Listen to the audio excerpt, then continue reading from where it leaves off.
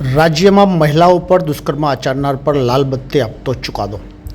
6 વર્ષ પૂર્વે ખંભાતના કાણીસા ગામમાં દુષ્કર્મ આચરી હત્યા કરનાર નરાધમને ફાંસીની સજા ફટકારવામાં આવી છે।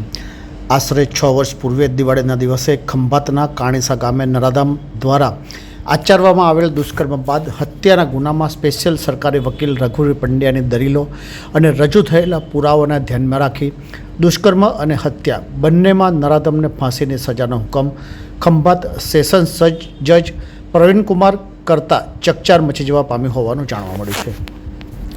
આ કેસ ખંભાતની સેશન્સ કોર્ટમાં ચાલી ગયો હતો, જ્યાં ફરિયાદ પક્ષ તરીકે ઉપસ્થિત સ્પેશિયલ સરકારી વકીલ રઘુવીર પંડ્યાએ દલીલો કરતા જણાવ્યું હતું કે માત્ર 7 વર્ષની બાળાને બિસ્કિટ અપાવવાની લાલચ આપી લઈ ગયા બાદ 32 થી 35 વર્ષની ઉંમર ધરાવતા યુવકે દુષ્કર્મ ગુજાર્યું હતું। ત્યારબાદ તેણીની હત્યા કરી નાખવામાં આવી હતી, જે ફરિયાદ સાહેદો તેમજ રજૂ થયેલા મેડિકલ અને દસ્તાવેજી પુરાવો પરથી ફલિત થાય છે। જે રીતે ગુનાને અંજામ આપવામાં આવ્યો છે તે સંયોગિક તેમજ વૈજ્ઞાનિક ઢબે પુરવાર થયું છે, જેથી રેરર ઓફ ધ રેર કેસ ગણી કાયદામાં પ્રસ્થાપિત મહત્તમ સજા કરવા અપીલ કરી હતી। તેઓએ પોતાના કેસમાં સમર્થનમાં 20 સાક્ષીઓ તપાસ્યા હતા અને 40થી વધુ દસ્તાવેજી પુરાવો રજૂ કર્યા હતા। જજ પ્રવીણકુમારે સરકારી વકીલની દલીલો તેમજ રજૂ થયેલા પુરાવો ધ્યાનમાં રાખી આરોપી અર્જુન ઉર્ફે દડો ગોહેલને પોક્સો એક્ટમાં પણ ફાંસી, હત્યાના ગુનામાં પણ ફાંસીની સજાનો હુકમ કર્યો હતો, જ્યારે અન્ય કલમોમાં પણ 7 વર્ષ સુધીની સજાનું એલાન કર્યું હતું।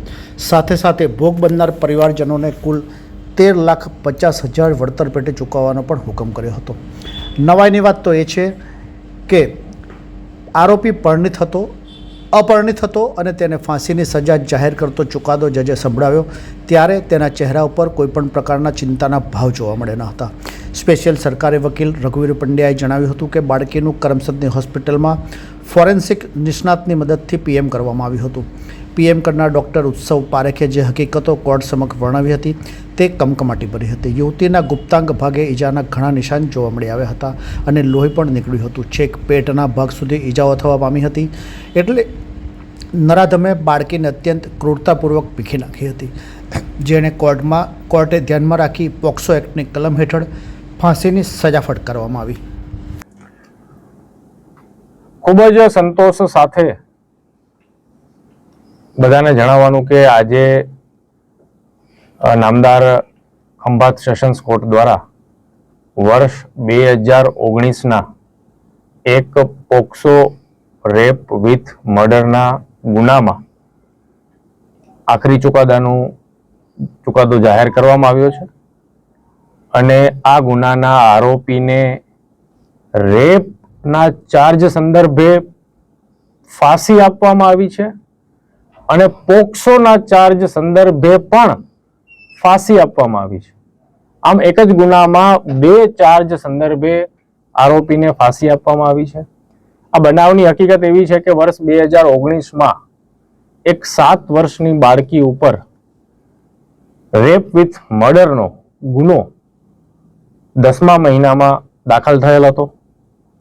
પોલીસ દ્વારા તાત્કાલિક એ જ દિવસે આરોપીની ધરપકડ થયેલ હતી અને બાદમાં ખૂબ જ સાયન્ટિફિક રીતે અને ચોકસાઈથી આ ગુનાનું ઇન્વેસ્ટિગેશન કરવામાં આવેલું હતું, જેમાં આરોપીના શરીર સ્થિતિની ચકાસણી અને પંચનામાની સાથે સાથે FSLના તમામ પુરાવા, યોગ્ય સાહેદોના નિવેદનો, તમામ સાયન્ટિફિક એવિડન્સીસ, આ બધાની મદદથી વ્યવસ્થિત રીતે આ ગુનાનું ચાર્જશીટ પણ 1 મહિનાની અંદર જ 1-1.5 મહિનામાં આ ગુનાનું ચાર્જશીટ કરવામાં આવેલું હતું અને એ સંદર્ભે બાદમાં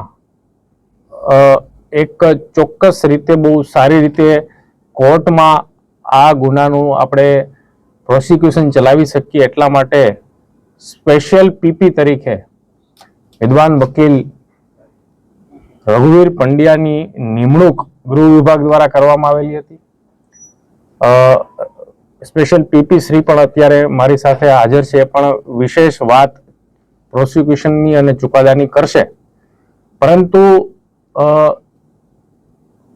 માનનીય મુખ્યમંત્રી શ્રી અને માનનીય ગૃહ રાજ્યમંત્રી શ્રી દ્વારા આ પ્રકારના પોક્સોના મહિલા અત્યાચારના ગુનાઓમાં જે 0 ટોલરન્સ રાખીને તમામ ગુનાઓમાં મેક્સિમમ સજા થાય એ માટેની જે આ ઝુંબેશ છેલ્લા 5 વર્ષથી ચલાવવામાં આવી રહેલ છે, જેમાં પદ્ધતિસરના ઇન્વેસ્ટિગેશનની સાથે સાથે કોર્ટમાં પણ યોગ્ય રીતે પક્ષ મૂકવામાં આવે પ્રોસિક્યુશનનો અને મહત્તમ સજા થાય એ માટેના જે પ્રયાસો કરવાની સૂચના મળી છે પોલીસ વિભાગને, એ માટે પોલીસ વિભાગ પણ કટિબદ્ધ છે. આવા તમામ ગુનાઓને ગંભીરતાથી લઈ સત્વરે એની તપાસ ગુણવત્તાયુક્ત થાય અને એમાં મહત્તમ સજા થાય એ માટેના પ્રયાસો કરવામાં આવી રહેલ છે, જેના ભાગરૂપે આજે આ ચુકાદો નામદાર ખંભાત સેશન્સ કોર્ટ દ્વારા સંભળાવવામાં આવેલ છે.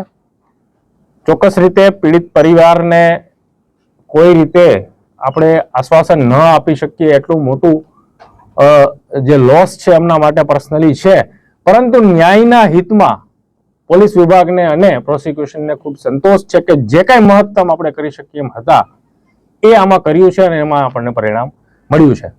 ગુનાની અને પ્રોસિક્યુશનની વિશેષ વિગતો આપવા માટે હું સ્પેશિયલ પીપી શ્રીને વિનંતી કરું છું. સાહેબ, આણંદ જિલ્લામાં જે ફાંસીની સજાઓની ઘટના કેવી અગાઉ પડી છે?